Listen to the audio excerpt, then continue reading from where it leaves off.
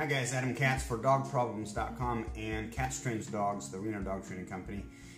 Wanted to talk to you a little bit today about alpha dogs versus dominant dogs and what the difference is. This question has been coming up quite a bit lately. And I wanted to read you an article that I wrote several years ago for our free weekly dog training tips newsletter, which if you're interested in getting, check out dogproblems.com. The homepage, typically it's on the right hand side. Or there should be a link below this video if you want to click that link and sign up. But the article, I'm going to read it to you real quick and then talk about it a little bit.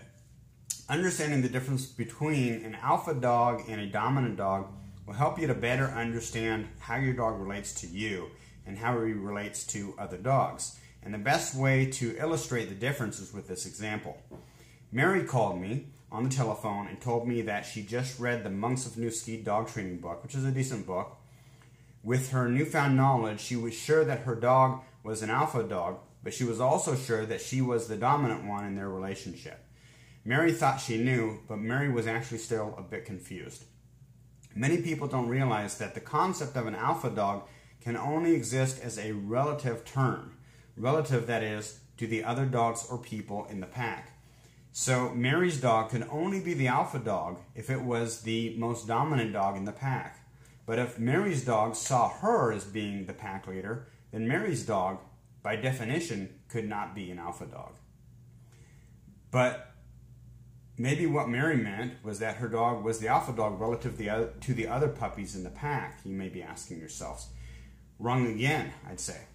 When Mary's breeder announced that she had puppies on the ground, there were 8 puppies in the litter. For argument's sake, we'll call them puppy number 1, puppy number 2, puppy number 3, etc., with puppy number 8 being the most dominant and puppy number 1 being the most submissive. At this point, we call puppy number 8 the alpha dog. During the first week that the puppies are for sale, Mary's breeder sells puppy number 7 and puppy number 8 to a nice couple from Rhode Island. Guess what? Now puppy number 6 is the alpha dog. See, the concept of an alpha dog is only relevant to other dogs in the pack. And 2 weeks later, when Mary came to view the litter, which now had only 4 dogs, guess what? When Mary asked which one's the alpha dog, her breeder correctly and honestly told her that puppy number 4 is the alpha dog. Just because you have adopted the alpha dog does not mean you have adopted a dominant dog. Even if Mary had adopted puppy number 8, the original alpha dog from that litter, she doesn't necessarily have a dominant dog. Yes, it is true that puppy number 8 is more dominant than the other puppies in the litter, but this in no way should imply that because puppy number 8 is a dominant dog, this in no way should imply that puppy number 8 is a dominant dog in absolute terms. For example, if you throw me into a boxing ring with half a dozen 85-pound Catholic nuns, it's likely that I will be the most dominant guy in the ring. Not absolute, but likely. Or if that were a pack, I'd be the alpha dog. But does that make me a dominant guy by definition? No. It only makes me a dominant person relevant to the other people in the ring, in this case, the nuns. As soon as you substitute Mike Tyson or Hulk Hogan or Arnold Schwarzenegger with those nuns, all of a sudden you realize that, number 1, I am no longer the alpha dog in that pack. And number 2, not by any means am I a dominant guy.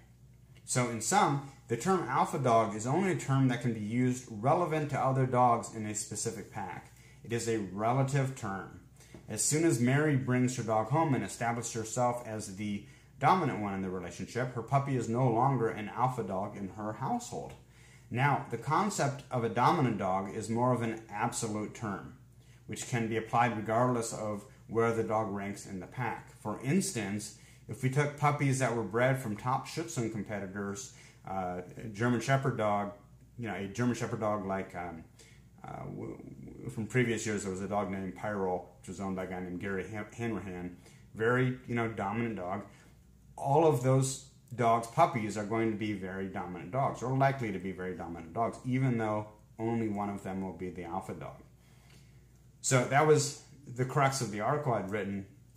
In summation, you can look at it this way. The dogs, they perceive their pack as having a linear social hierarchy, which at the top of the pecking order is the alpha dog. But that's only from a third-person perspective. All your dog knows is that either he's dominant to you or subordinate to you. And either he's dominant to the next dog or subordinate to the next dog. I'm Adam Katz for dogproblems.com and Katz Trains Dogs, the Reno dog training company. Have fun with your dog.